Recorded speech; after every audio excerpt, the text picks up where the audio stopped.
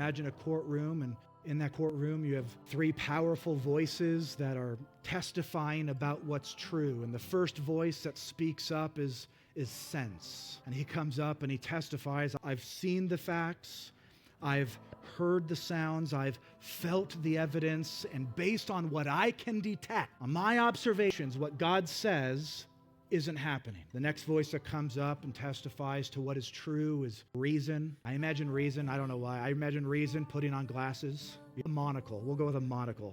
Like be a Monopoly man. That's reason in my mind. And he comes up and he's got his papers and his charts, and he holds a bunch of logical arguments. He says, I've analyzed the situation from every angle. And frankly speaking, it just doesn't add up. None of it's adding up.